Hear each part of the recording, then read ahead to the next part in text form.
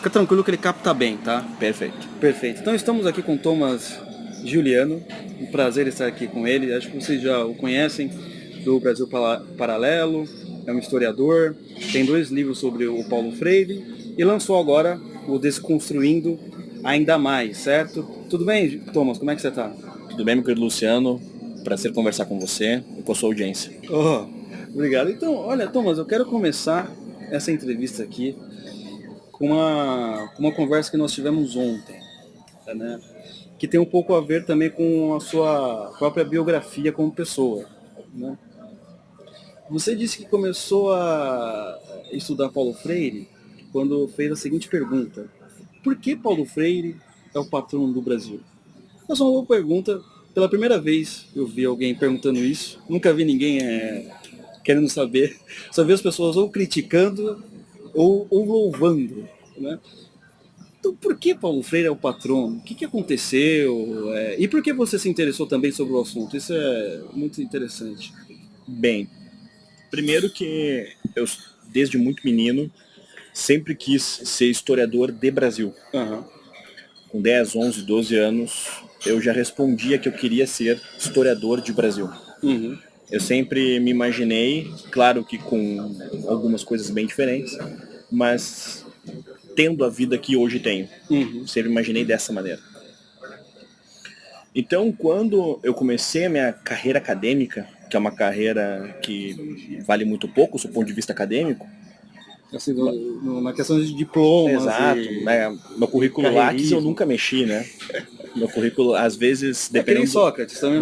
não, e dependendo do contexto, Luciano, a pessoa me critica assim, olha o currículo Lattes desse sujeito, quem ele pensa que é para criticar Paulo Freire com esse currículo? Eu já vi críticas, comentários do Brasil Paralelo quando você estava. Exato, o currículo Lattes, eu tô nem aí pro currículo Lattes, sabe? Eu acho um pedantismo, eu não tô nem criticando no todo, mas eu acho que boa parte da a maneira como o currículo Lattes, só faço aqui um adendo, né? A maneira como o currículo Lattes ele se organiza no Brasil e como ele é utilizado na maior parte dos casos, segundo a minha visão, é uma maneira um pouco artificial e pedante.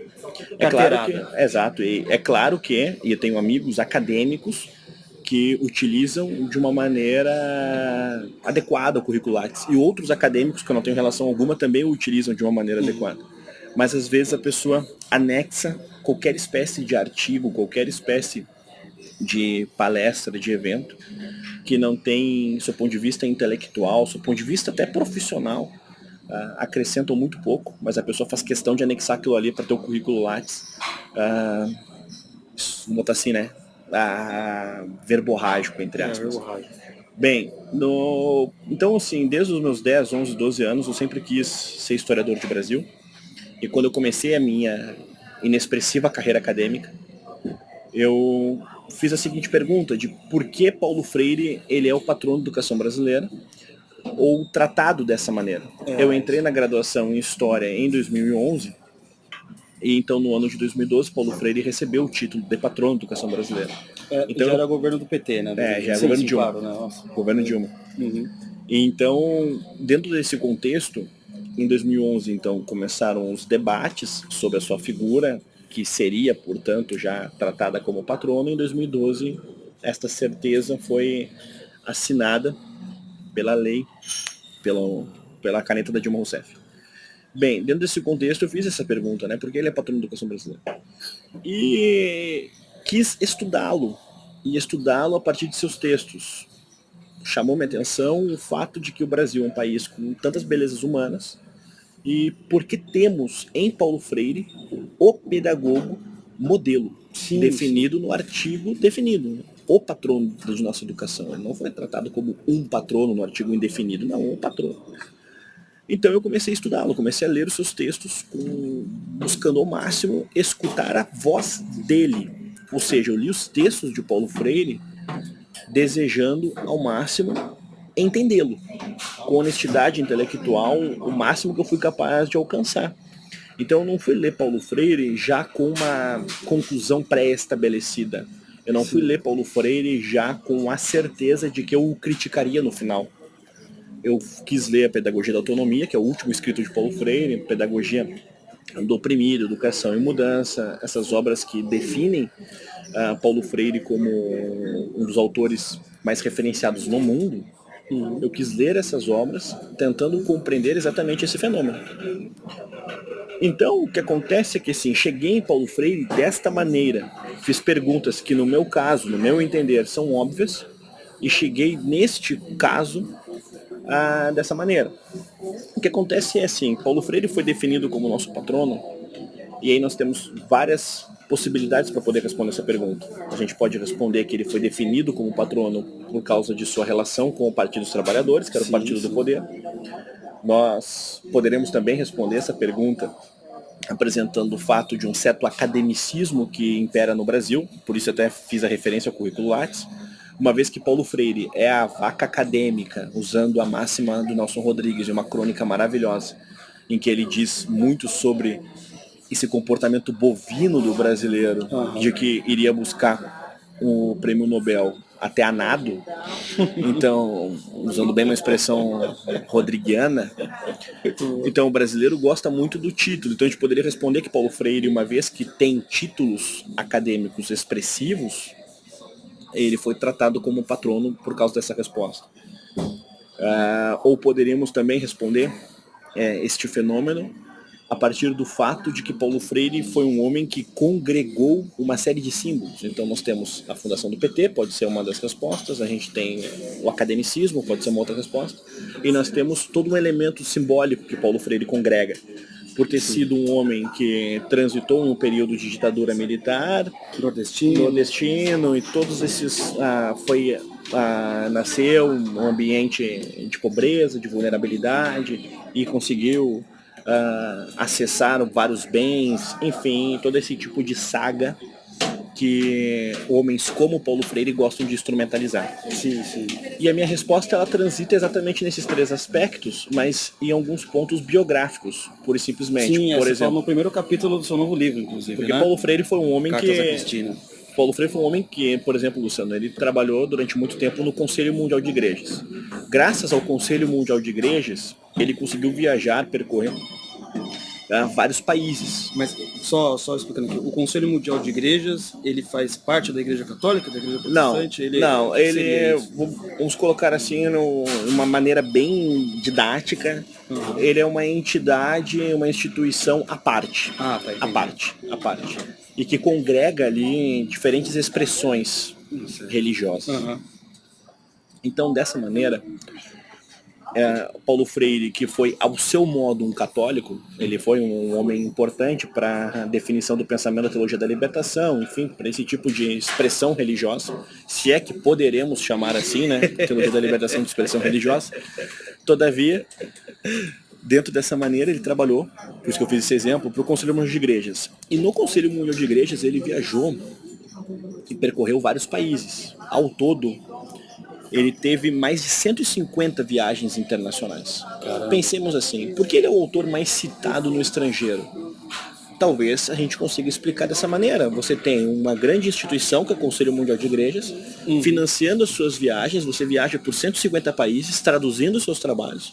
Enfim, então Paulo Freire ele foi uma figura, pelo menos na maneira como eu a explico, que conseguiu se notabilizar porque ele estava trabalhando em lugares que o auxiliaram a ser esse autor referenciado. Faço uma comparação de Paulo Freire e Gilberto Freire. Sim. Ainda que com os freires não são parentes, mas os dois são pernambucanos, etc. E até tiveram uma certa relação do ponto de vista de terem cruzado ali uma vez que outra os mesmos lugares. Mas assim, Gilberto Freire foi um autor que, do seu ponto de vista acadêmico, ele conseguiu ser reconhecido mundo afora. E é um dos autores brasileiros mais citados no mundo. E Paulo Freire é menos pelo mérito acadêmico e mais pelo mérito de ter trabalhado nos lugares que o popularizaram. Então, para responder essa pergunta de por que ele é nosso patrono, eu compilaria todos esses elementos, Partido dos Trabalhadores, etc., os que eu já mencionei, e ainda o fato de que ele foi uma figura popularizada pelo Conselho Mundial de Igrejas, pela Unesco e por outras instituições. Sim. Tem uma outra pergunta. Nesse seu novo livro, né, diferente do primeiro, ele tem um aspecto assim, tem uma linguagem mais, como eu posso dizer, Diferente do primeiro que tinha uma linguagem mais acadêmica, né, até porque tinha um público específico, esse novo livro, ele quer pegar assim um público que não seja acadêmico, né? Então ele tem uma linguagem assim, vamos dizer assim, para pessoas que não são acadêmicas. E você fala lá que a nova pedagogia que surgiu com Paulo Freire, ou pelo menos que os pedagogos se baseiam nele, é progressista e etc.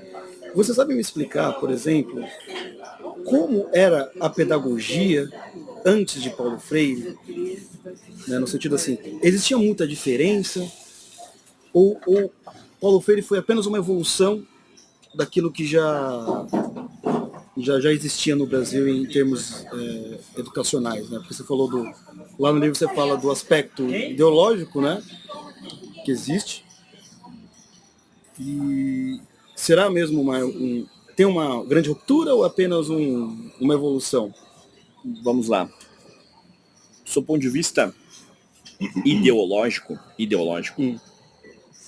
o Brasil tem uma formação institucional, vide, por exemplo, a configuração do Ministério da Educação no período Vargas, em que os aparelhos de Estado foram utilizados desde sempre para suprir alguma demanda ideológica que o governo X ou Y tem. Exemplo, o Ministério da Educação nasceu em um período de ditadura, que foi o período do Estado Novo, era Vargas, e já surgiu para preencher uma demanda que era uma demanda de, dentro do ambiente escolar, formar o tipo de brasileiro ideal que aquela época, de fato, entendia. É por isso que você cita logo no começo do livro uma citação do Mussolini, falando que quem deve cuidar das crianças é o Estado. Exatamente. Né? E Mussolini serviu de inspiração indireta e ao mesmo tempo direta para a formação política do Brasil na era Vargas. Sim, sim. Então o que acontece? A educação brasileira, antes de Paulo Freire, ela já era um objeto dentro de sua configuração estatal, em que servia como um instrumento ideológico. Antes disso, por exemplo, se analisarmos como o positivismo se disseminou no Brasil, nós vamos perceber que o ensino ele já era um aparelho para um fim ideológico. Então, antes de existir a chamada doutrinação contemporânea, doutrinação de esquerda, etc., nós já tivemos exemplos históricos no Brasil em que a educação servia para fins ideológicos. Então, só um parênteses, como você define o positivismo? Nesse sentido que você está falando. Bom, na história brasileira, o positivismo, como eu coloquei aqui, é o positivismo do Benjamin Constant, que foi célebre disseminador da doutrina positivista. Foi o homem que foi mencionado na Constituição de 1891, a primeira Constituição republicana, a segunda Constituição do Brasil, e que, de professor das escolas militares, ele conseguiu popularizar o discurso positivista, popularizar dentro de um determinado segmento, evidentemente, mas não em nível populacional, não em nível de Brasil como um todo. E tocou em determinadas lideranças. E dentro desse toque em determinadas lideranças, nós vamos ter uma disseminação da doutrina positivista que vai ter, sob a configuração política, do castilismo, do varguismo, enfim, algumas de suas materializações. A ideia é que os burocratas iluminados devem... É que o positivismo, enquanto a doutrina do Augusto Comte, ele é mais complexo do que como ele foi desenvolvido no Brasil. Mas no Brasil, a gente tem um positivismo que se confunde muito com uma tecnocracia, um positivismo que se confunde muito com, até mesmo dependendo do contexto, até com princípios que nós os interpretamos como princípios conservadores. Exemplo, a valorização daqueles que nos antecederam. O problema é que o positivista, ele tem uma especulação de futuro que um conservador não tem. Então, eu não estou associando o conservadorismo e o positivismo. Mas existem princípios do positivismo que até mesmo o conservador, em um primeiro momento, pode até gostar. Então, dentro dessa configuração, Luciano, o positivismo no Brasil, que tem aí como um grande disseminador Benjamin Constant, ele já foi desenvolvido aqui como um aparelho ideológico de um professor, de uma escola militar, enfim, todo aquele contexto republicano. Então acontece, a educação no Brasil, ela foi um fim, ela sempre teve um fim, dependendo da área, ela sempre teve um fim ideológico. Então Paulo Freire, ele não foi o primeiro ideólogo da história do Brasil, ele não foi o primeiro professor, o primeiro pedagogo a pregar de uma maneira ideológica o ensino. Muito pelo contrário. Então aquilo que antecede Paulo Freire, dependendo do recorte, nós vamos encontrar que só ocupam o lugar de antessala para o seu fim ideológico. Mas o que acontece é que antes do Estado Novo, nós vamos ter uma configuração em que a educação ela era menos amarrada com os aparelhos estatais. E o Brasil é, até hoje, um país com demandas claras. E o Brasil, na década de 30, tinha demandas. O problema é que a maneira como você quer solucionar essas demandas, elas nem sempre são satisfatórias. Exemplo, hoje nós somos um país que tem até hoje um número muito expressivo de analfabetos. Eu posso solucionar essa demanda colocando todas essas pessoas dentro de uma escola. As pessoas vão aprender a ler, mas elas vão ser instrumentos de um fim ideológico. Isso não soluciona absolutamente nada. Isso, no máximo, faz com que essas pessoas leiam. Mas leiam e leiam mal. Ou seja, soluciona o quê? Ao mesmo tempo, a gente somos um país que até hoje não tem saneamento básico pleno. Eu posso solucionar isso de que maneira? Instrumentalizando o pobre, instrumentalizando este processo. Então Paulo Freire, nas décadas subsequentes à década de 30, ele já começou a exercer enquanto ou antessala simbólica, porque ele talvez ainda como pedagogo não tinha um grande alcance, ou quando começou a ter um alcance a partir da experiência de Angicos, ele começou a ser utilizado, ou seus conceitos começaram a ser utilizados justamente para justificar problemas reais que o Brasil tem.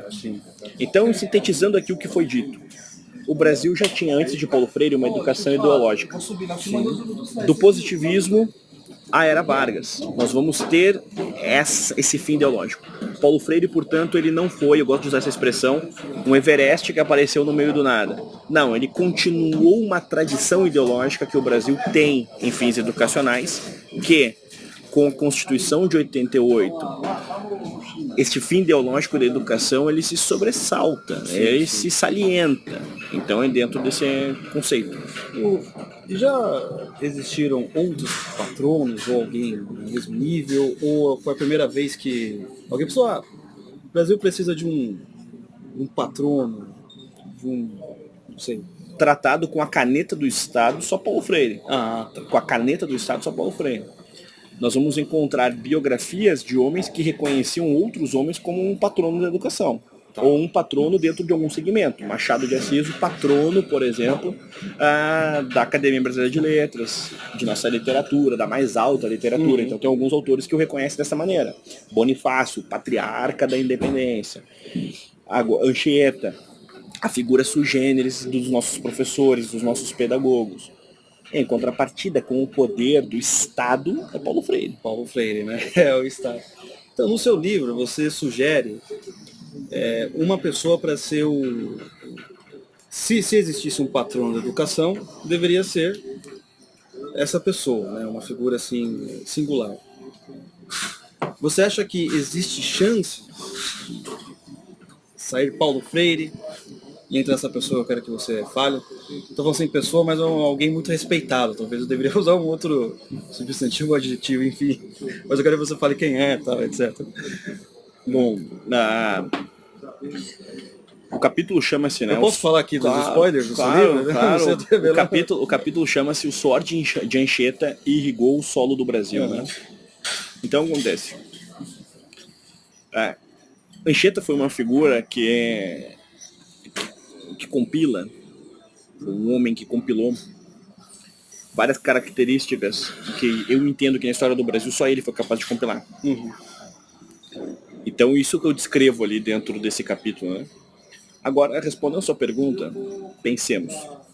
Digamos que, um exemplo, que o governo Bolsonaro queira mudar o patrono. Então, nós vamos ter uma mudança de patrono. Tem como Paulo Freire foi tratado em lei, né? Tem que ter votação. Eu não sei bem ao certo como é que seria para mudar. Mas vamos trabalhar com a ideia que o Bolsonaro conseguiu mudar. Aí daqui a 4 anos, dentro desse exemplo, o Haddad venceu presidência do Brasil, e nós vamos ter uma nova mudança. Ou seja, não adianta querer mudar pela caneta. Então, mudar pela caneta, você fica muito refém das circunstâncias. É até um pouco absurdo, né? Pela caneta você define um herói. Exatamente. Tem que ser pelo reconhecimento. Pelo reconhecimento, pela cultura. Então, assim, o que eu prego ali não é necessariamente uma militância para mudar o patrono. O que eu digo e o que eu tento desenvolver como autor é: olhe a Anchieta. Olhe a Anchieta. Então, eu acredito que a maneira para existir qualquer espécie de substituição simbólica, institucional, ela precisa tocar a população, tocar o povo, o leitor. Então, dentro de minha pequenez, é o que eu tento fazer. Entendi. Agora, eu não acredito em nenhuma mudança via caneta. Eu acho que é uma mudança sempre muito frágil, muito refém das circunstâncias políticas que o Brasil vai vivenciar. Exemplo, o comunismo na história brasileira, pegar um exemplo, ele já foi perseguido até em Constituição. E ele sumiu? Não, ou seja, então é um processo. Então, assim, o brasileiro... ditadura militar. O brasileiro... Não, o comunismo foi perseguido, por exemplo, explicitamente na Constituição do Estado Novo, em 37. Então, assim, e no período militar, o que a gente vai ter? A gente vai ter a continuação da Constituição de 46, já definida dentro daquela Assembleia Constituinte, que foi até, inclusive, com uma participação importante do Gustavo Capanema, ou seja, em certo sentido, o que a gente tem em 45, 46 e 47 é uma extensão, por causa da figura do Capanema, daquilo que tínhamos no período Vargas. Ou seja, a configuração militar, posteriormente, com os atos institucionais, que ainda ocupam, né, o ambiente de debate, o que a gente vai ter na configuração do período militar, o período da ditadura, é o quê? É um processo histórico que já é marcado por uma Constituição anterior. Depois nós vamos ter a Constituição de 88, que é a atual. Então, assim, o Brasil tem, dentro dessas configurações políticas, ainda uma crença, o brasileiro, no caso, tem uma crença como se pelo decreto, pela lei, as coisas fossem dar certo. Então, precisamos tirar o patrono da educação pelo Freire, fazer uma lei nova e colocar ali Anchieta, colocar ali Bonifácio, colocar ali o Joaquim Nabuco, colocar ali o Padre Aspilcueta, que foi o primeiro tradutor do Tupi. Então, assim, para existir Anchieta, por exemplo, como o grande disseminador da preservação da língua tupi, grande disseminador, botar assim, do catolicismo no Brasil, enfim. Para existir Anchieta, precisamos estudar os Padre Aspilcueta, que foi o primeiro tradutor de tupi. Enfim, a pessoa brasileira, ele acredita muitas vezes, este brasileiro que eu estou fazendo referência, acredita muitas vezes que pelo decreto as coisas vão dar certo. E não é assim. As coisas não funcionam dessa maneira. Não tem razão. Senão eu posso fazer uma lei, tranquilo, tá? Ninguém mais passará fome. As pessoas passarão fome ainda ou não? Então, assim, alguém se alimenta por lei? Ninguém mais vai ser de esquerda. Exatamente. Ninguém vai ser de esquerda. Exato. Sabe? Então, as coisas não funcionam dessa maneira. Porque veja só, né? Teoricamente, vamos pensar um exemplo bem prático. Existem os 10 mandamentos. Ou seja, você tem 10 mandamentos, você já tem uma lei espiritual, e aí cada um coloca a mão na sua consciência e veja se de fato obedece aos 10 mandamentos. Então, assim, a lei pela lei, sequer a lei de Deus, ela muitas vezes ela é obedecida. Imaginemos uma lei constitucional. E é interessante, porque esse é um ponto, porque nós estamos falando de uma cultura, né? Ainda mais o Anchieta, então você está querendo tratar uma cultura, um elemento que como é que se diz a palavra? Atemporal, querendo tratá-la de uma maneira temporal através da caneta. E como você falou, de repente chegou a Haddad, muda, ou qualquer outro. E não funciona dessa maneira, né? A gente vai parar assim, por exemplo, pensemos, qual é a minha responsabilidade como professor de história? É, em alguma medida, apresentar o quê? As grandes figuras do meu objeto. Apresentar os grandes homens, ou os mais importantes, e por importantes nem sempre nós estamos falando de pessoas boas. Então, assim, dependendo do contexto, a minha responsabilidade como professor de história do Brasil é esta.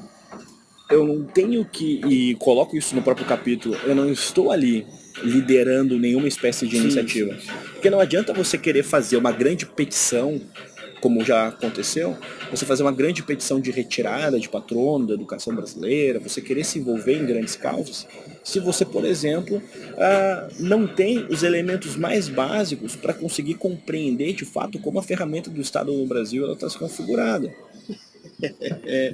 Então, é o tipo de caso. Você pode até ter uma boa intenção, então, mas você precisa compreender como as coisas de fato se desenvolvem aqui. Sim, sim. Isso a gente vai para a próxima pergunta, então. Por exemplo, você falou, né, o sujeito às vezes ele tem uma boa intenção, ele quer trocar, sei lá, de patrono, mas muitas vezes ele não sabe explicar o que de fato é a pedagogia do Paulo Freire. Na prática, você diz, o que Paulo Freire ele fez na prática na pedagogia nacional? Aqui não no sentido assim, apenas como um fato científico, não no sentido assim, de juízo de valor. O que ele contribuiu, né? O que ele fez assim para ser tão, além óbvio dos fatores ideológicos, etc. Na pedagogia de Paulo Freire, qual que é o elemento, vamos dizer assim, mais visível hoje em dia na educação brasileira? Você consegue detectar? Sobre a questão do método de Paulo Freire, existe uma dificuldade que é reconhecida até por alguns freirianos, que é a de conseguir explicar de fato o método de Paulo Freire. Então eles ficam dentro de uma verborragia. Pô, aí fica difícil. Mas assim, Paulo Freire tem uma estrutura, pensemos, né, a partir de uma maneira de apresentar um método silábico, por exemplo. Né? Paulo Freire trabalhava com a ideia, por exemplo, de palavras geradoras. Então, você pega um contexto assim, você está dando aula para pescadores. Sim. E aí você pega a palavra, por exemplo, peixe. E aí você coloca ela no quadro, separa as sílabas, muda as letras e segue esse tipo de trabalho. Sim. Paulo Freire começou a desenvolver este tipo de pedagogia e este tipo de método de alfabetização a partir, segundo ele, de algumas experiências domésticas que ele teve com a sua empregada e com o reconhecimento simbólico que o seu filho teve. Então, dentro desse tipo de trabalho, o Paulo Freire trabalha, portanto, com uma pedagogia, que é uma pedagogia que apela ao símbolo. Ponto. O efeito prático disso em nossos dias é um efeito que temos com uma certa instrumentalização. A instrumentalização tanto para um fim tecnocrático ou para um fim que o aluno passa a ser um sujeito, e eu disse isso já em outras entrevistas, com posições inegociáveis. Porque para Paulo Freire, o aluno ele é um instrumento que serve para solucionar um problema de alienação social. Então nós temos dois fins aqui, um fim tecnocrático, em que Paulo Freire consegue dialogar exatamente com aquilo que ele diz que não dialoga, ou seja, que é uma educação que tem um fim excessivamente prático, e ao mesmo tempo nós temos em Paulo Freire um sujeito que trabalhava com os alunos de uma maneira com que este aluno passa a ser um sujeito que atua na praxis, na realidade social. Só para deixar um exemplo, pensemos. O aluno tem, isso segundo o próprio Paulo Freire, eu apresento isso no Desconstruindo Paulo Freire e no Desconstruindo ainda mais eu reforço, Paulo Freire entendia que o aluno ele deve sair de sua casa, dentro do espaço escolar, receber uma educação e, dependendo do caso, levar essa educação para a sua casa. Então o aluno ele é tratado como aquele que, dependendo do contexto, carrega hospedeiros. E estes hospedeiros de um comportamento burguês ou um comportamento alienado, a escola tem a responsabilidade de retirá-los. Sim, sim, sim. E isso fica muito claro, por exemplo, em textos como Educação e Mudança, Pedagogia da Autonomia, Pedagogia do Oprimido, que ocupam aí algumas das obras mais canônicas de Paulo Freire, com destaque, claro, a Pedagogia do Oprimido, que é a obra dele mais lida e relida por ele. Mais lida no sentido internacional e no sentido nacional, é a obra de Paulo Freire mais conhecida, e é a obra que Paulo Freire mais releu.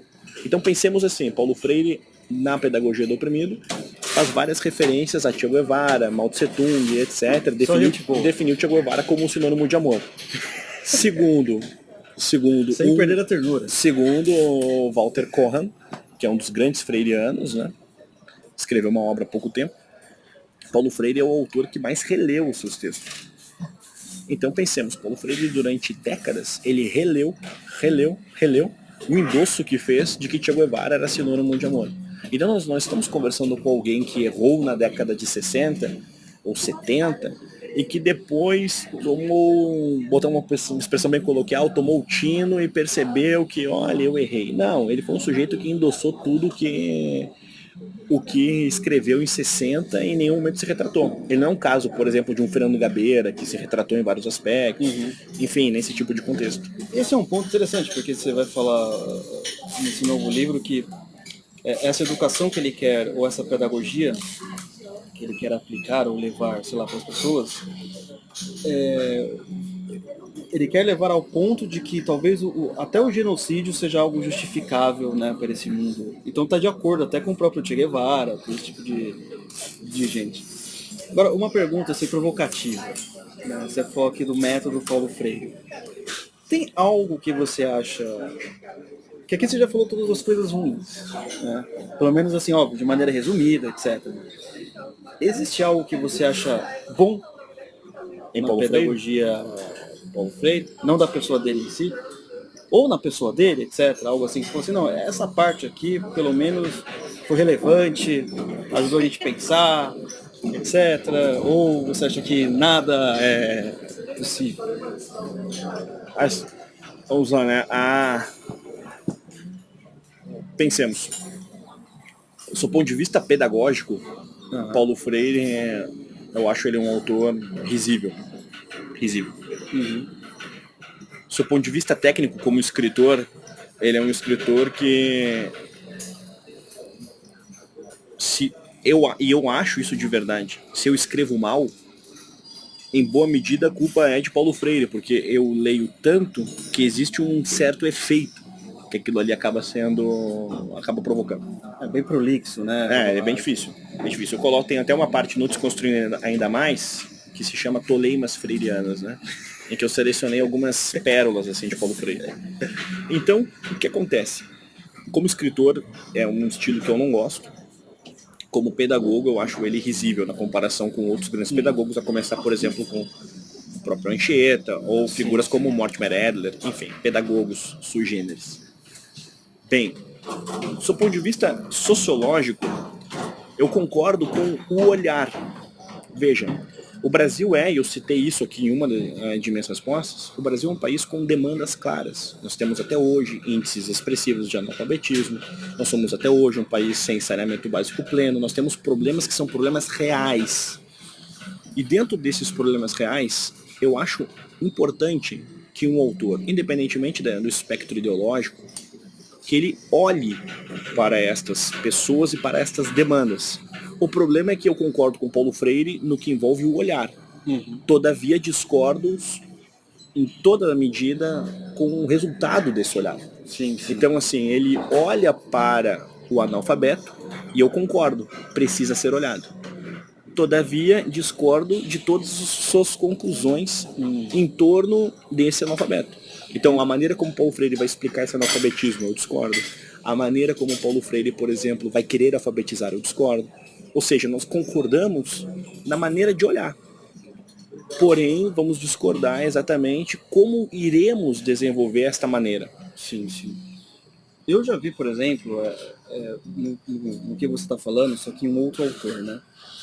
Por exemplo, sobre a escola de Frankfurt, né? Então você tem indústria cultural, já vi pessoas tanto que concordam e discordam, mas assim falaram assim, olha, existe uma indústria cultural, só que a maneira como eles querem lidar é que o Estado tem que se interferir.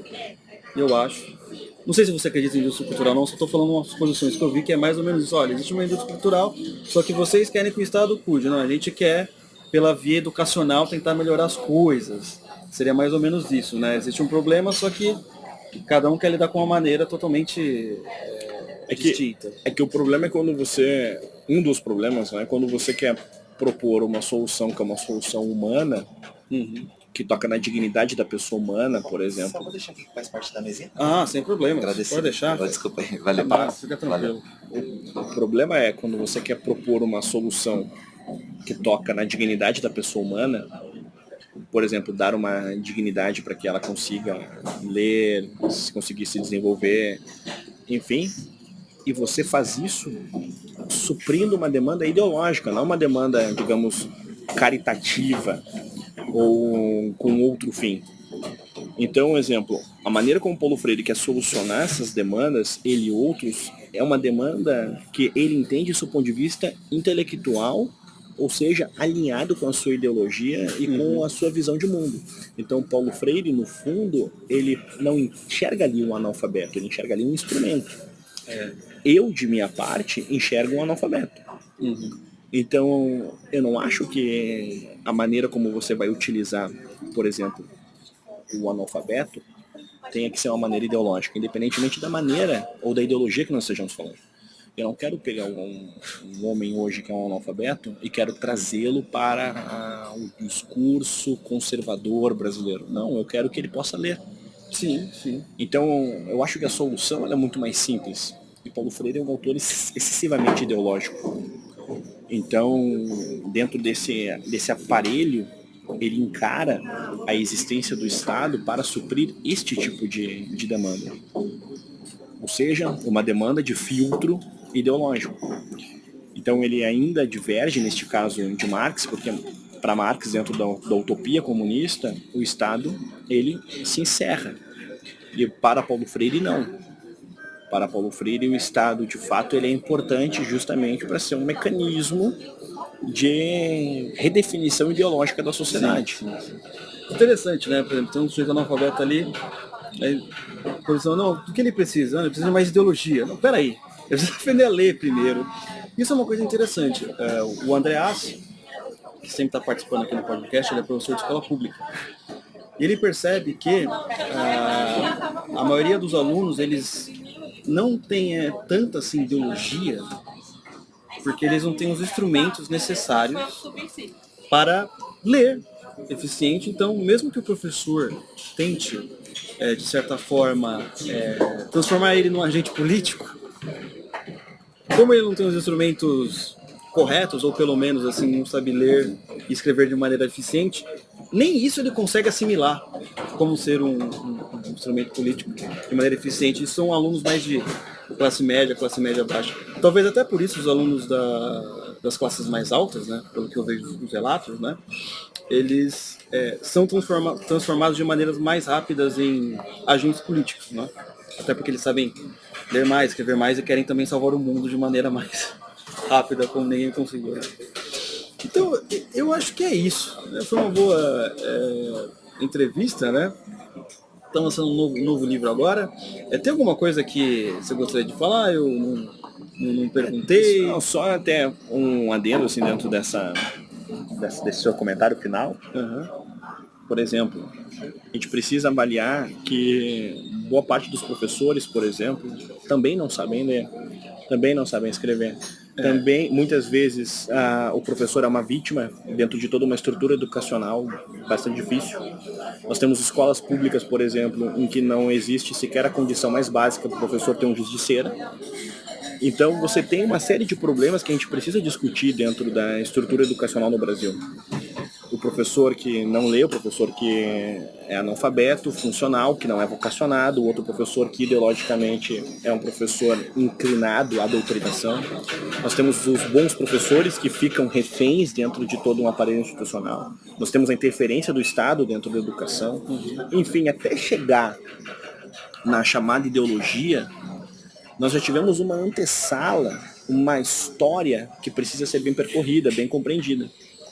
Então, nós temos problemas em nível de envolvimento do Estado com a sala de aula, que são problemas reais e que merecem uma discussão aprofundada. Então, quando nós chegamos, por exemplo, ao fato de que alguns alunos não conseguem assimilar determinada ideologia, vamos botar assim, muitas vezes o professor ele replica uma ideologia e nem sabe que está fazendo isso. Tamanho o seu analfabetismo, ou em alguns casos um professor ele é muito bom, mas ele não consegue dar aula porque um período, por exemplo, tem ali 50, 60 minutos e ele tem que ficar 20 minutos para pedir o silêncio da turma. Aí ele tem meia hora de aula. Então, assim, é muito difícil em meia hora, dependendo do curso, por exemplo, da disciplina, história, por exemplo, um aluno tem ali ao todo, durante uma semana, 4 períodos. 50 minutos, 50 minutos, 50 minutos, 50 minutos. É um tempo muito baixo. Então, de aula em si, o professor acaba conseguindo ministrar muito pouco.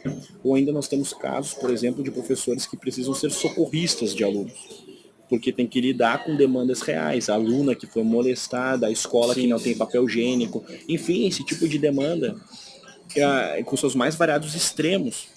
Então a gente discute muitas vezes a crise escolar no Brasil a partir de um recorte, de uma chave de discussão, que é a chave da ideologia, só que ela é a ponta de um imenso iceberg. Então a gente precisa discutir com o Brasil real, com o Brasil profundo. Exemplo, quais são as demandas de uma escola no interior do Acre, no interior do Amapá, no interior de Santa Catarina, no interior do Rio Grande do Sul? Peguei 4 estados diferentes. Ou seja, a pessoa quer discutir educação brasileira não entendendo o Brasil profundo. Por isso que eu fiz referência de que eu concordo com a maneira como o olhar de Paulo Freire se voltou para essas demandas. Porém, eu discordo completamente de todos os seus resultados, de todos. Então, até mesmo para a tradição, só para concluir minha resposta, para a tradição dos grandes pensadores marxistas no Brasil, Paulo Freire é um autor risível. Então a minha discordância com ele não é uma discordância porque ele foi de esquerda, não é uma discordância porque ele foi um intelectual ruim. Ele não se compara, por exemplo, pensemos aqui só a um Caio Prado Júnior, que é uma referência bastante recorrente dentro dos autores marxistas, pegou ele como uma referência. Escrevia bem, reconhecia a mestiçagem como um valor brasileiro. Enfim, tem esse tipo de referência. Paulo Freire, por outro lado, é um autor que não conseguia concatenar a história brasileira. Não conseguia.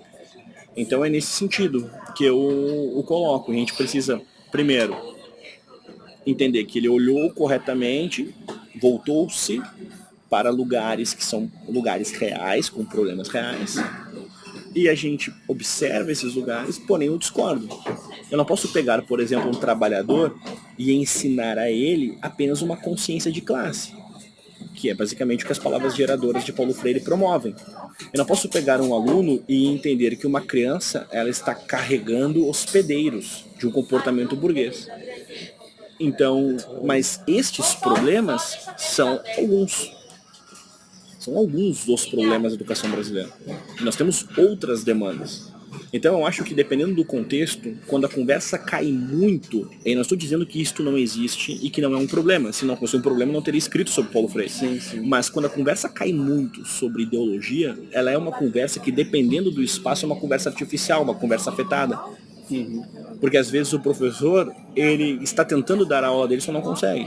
Ou às vezes a maneira como o calendário ele é organizado. Você tem um professor de biologia, que é um professor sem ideologia, que está dando só sua aula. E nós temos, por outro lado, o professor de matemática, inesperadamente, que vai lá e diz alguma coisa que tem um fim ideológico, que às vezes é até muito mais perverso, por exemplo, do que em matéria de problemas filosóficos existenciais que um professor de história poderia promover. Só para deixar aqui um exemplo. Se o professor de matemática chega em uma aula e diz 2 mais 2 é igual ao quê? Aí os alunos respondem 4. Aí ele diz, por quê? Quem disse? E começa a levantar esse tipo de questão que um aluno não vai conseguir responder. O aluno talvez entre em um abismo existencial perfeito, Verdade. que um professor de história não é capaz de fazer. Então até mesmo um professor de matemática pode ser um grande ideólogo. Sim.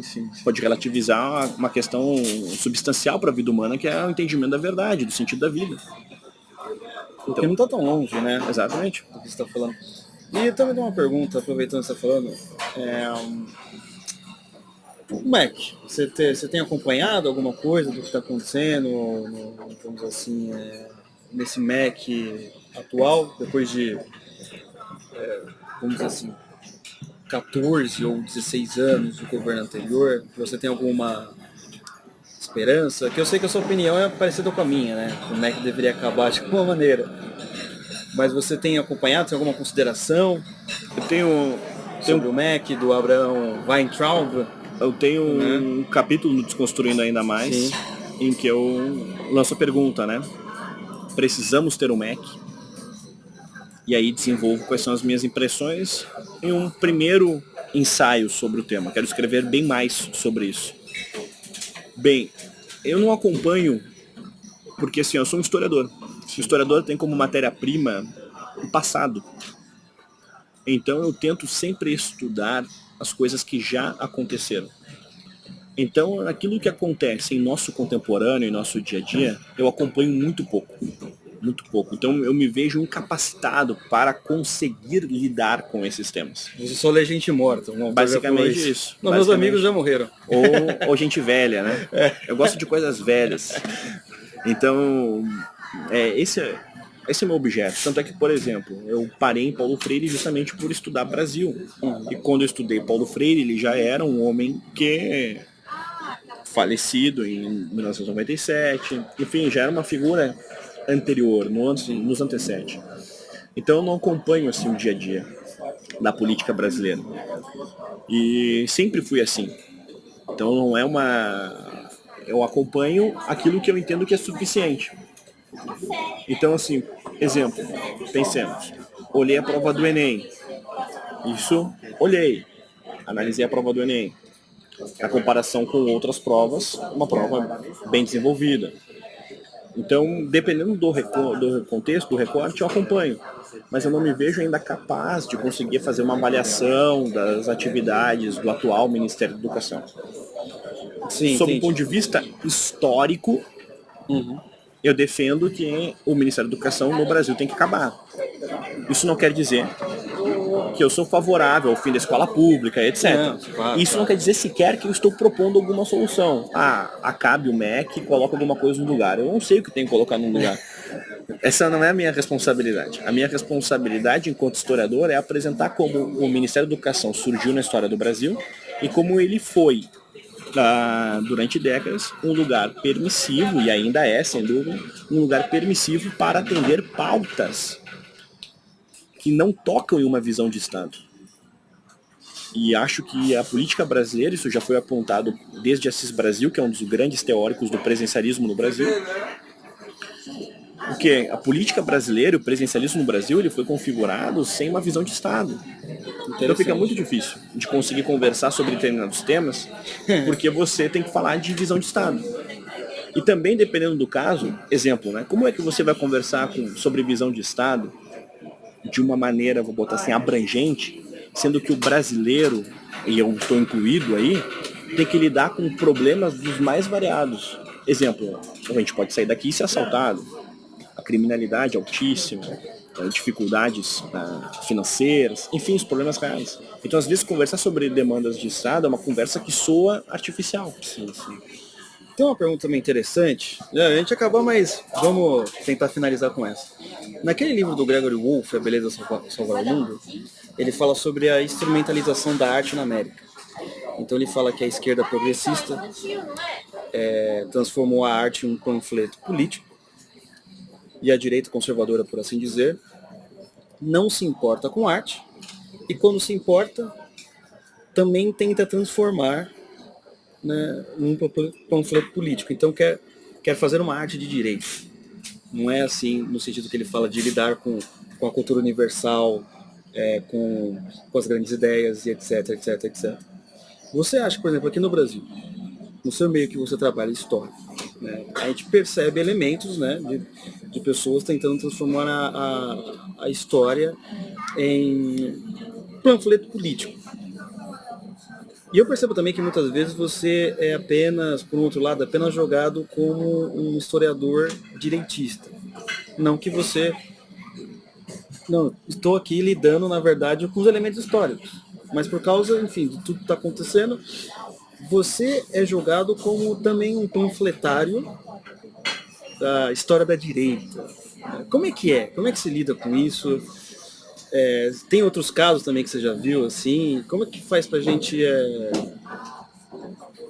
sobressair disso? Pra pessoa perceber, eu não estou fazendo uma história de direita.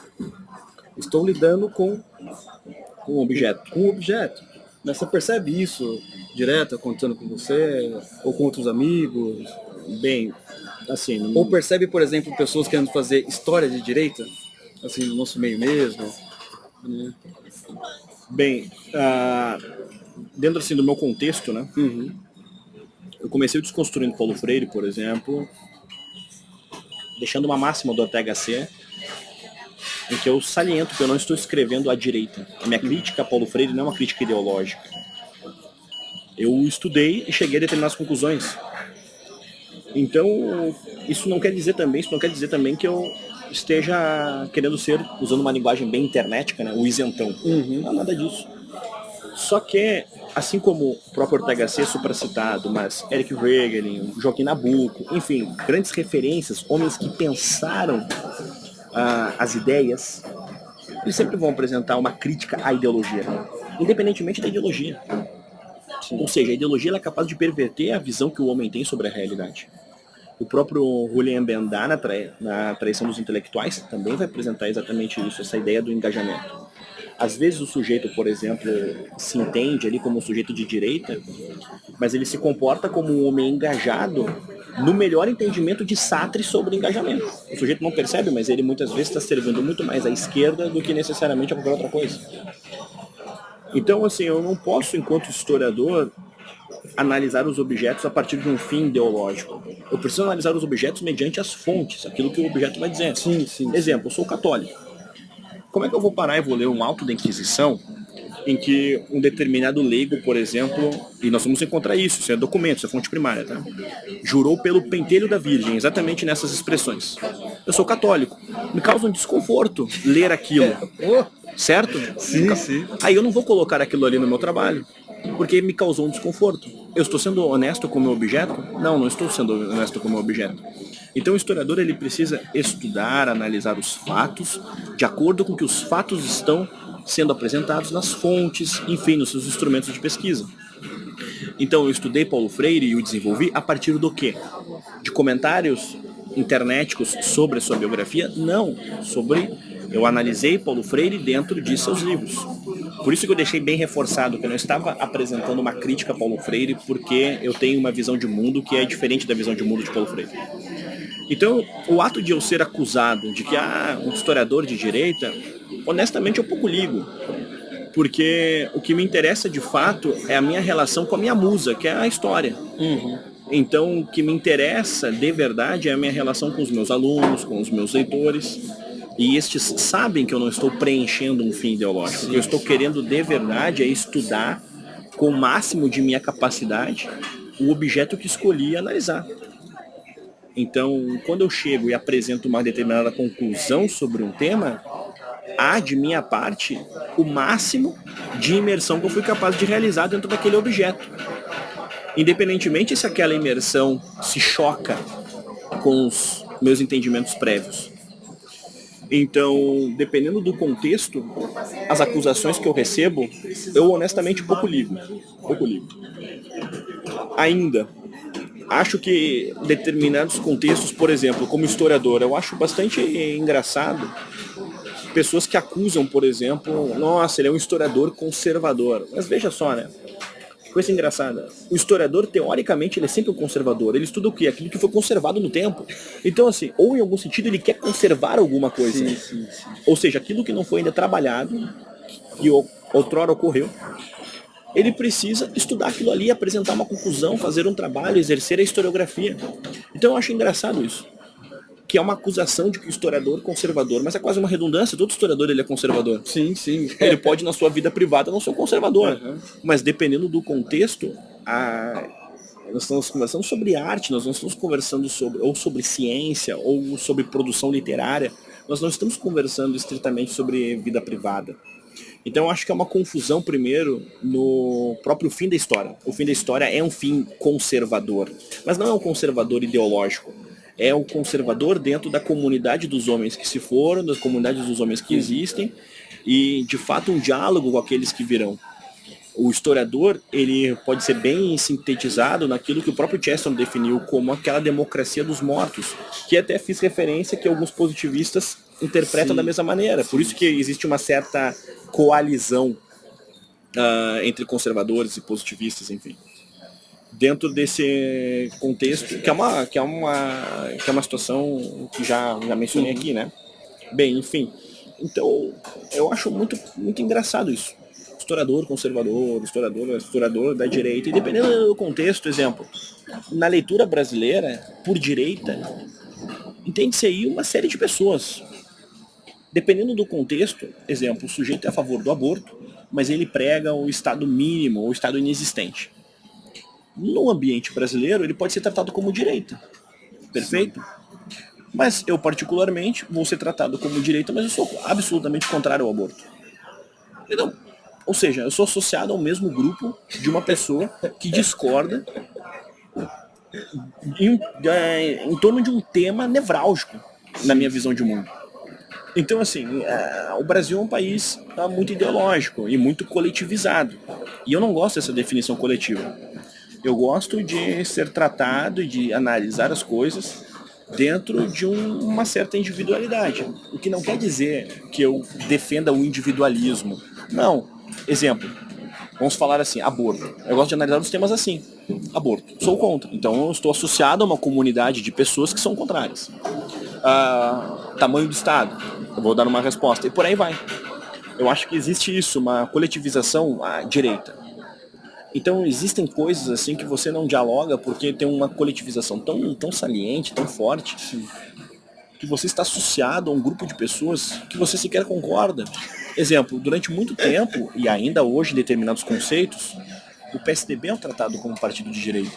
Então você às vezes recebe um rótulo, eu sou de direita. Tá, mas você tem que entender, e eu como professor eu preciso olhar dessa maneira, como é que o meu ouvinte vai entender isso? Meu ouvinte pode achar que eu sou, por exemplo, um eleitor do PSDB. Então, dependendo do contexto, eu preciso parar e analisar corretamente. Eu acho que o conceito de direita é um conceito muito falho. Muito falho. Isso daí tem um aspecto, por exemplo, o sujeito ele olha a realidade sempre pelas lentes da política. Então, se você faz história e não estiver escrevendo como nós, ou concordando com nossas ideias, então você não é um instrumento para a revolução. Ou seja, para ele, tudo que você for fazer na vida sempre tem um fim político. E às vezes você só quer estudar história, escrever umas coisas, demonstrar uns fatos. E aquilo, e assim, é evidente que eu tenho a minha visão de mundo, e os historiadores também têm. E eles se equivocam exatamente nisso, de achar que a sua visão de mundo, ela infecciona a sua própria pesquisa histórica. Exemplo, você tem o exemplo do aborto, né? Aí eu quero estudar sobre o Gustavo Capanema. Minha visão de mundo sobre o aborto, que sentido tem ali? Eu estou estudando uma vida de um homem.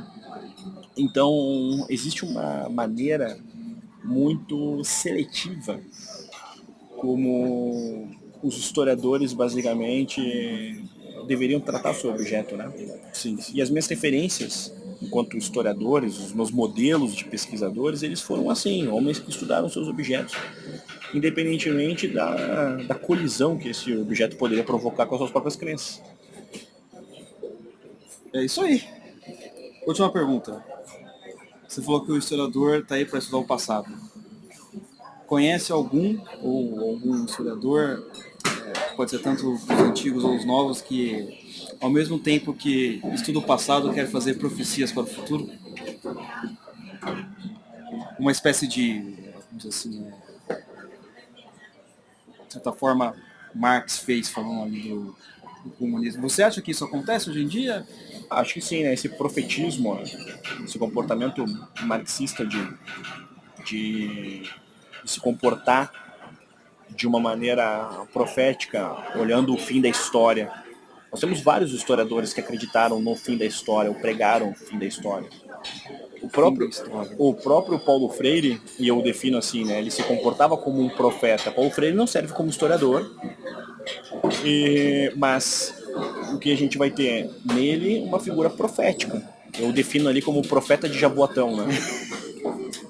Então, a maneira como o historiador muitas vezes analisa o seu dia a dia, a ordem do dia, o ambiente contemporâneo, o efêmero, muitas vezes é uma maneira que defende ali um fim da história. E eu, particularmente, não sigo essa perspectiva. Como eu disse, né? Eu olho para trás e, basicamente, ao amanhã, usando aquela máxima popular, né? Ao amanhã Deus pertence, né? O que você está lendo agora? Agora, vamos lá, estou lendo uma biografia do Walter Benjamin. Eu estou estudando o meu latim, estou estudando o meu grego. Eu estou relendo alguns escritos do chamado Jovem Marx, Alienação em Marx, enfim, e por fim, que eu leio algumas coisas tudo junto, né? Eu estou lendo um texto sobre os intelectuais do Norberto Bobbio também. Então são essas coisas que eu estou lendo no atual momento. É isso aí, o pessoal então pode seguir no Instagram, né? Eu vejo normalmente você tá lá, Thomas Juliana. O livro tá em todas as livrarias, o novo livro que você... O novo livro Ou melhor, tá na internet, tá na internet, Amazon, Amazon, etc. Martins Fontes. Vou colocar o link aí na descrição se alguém quiser adquiri-lo. É muito bom, ótima conversa, um prazer aí. Obrigado, meu querido. Um abração. Até a próxima então.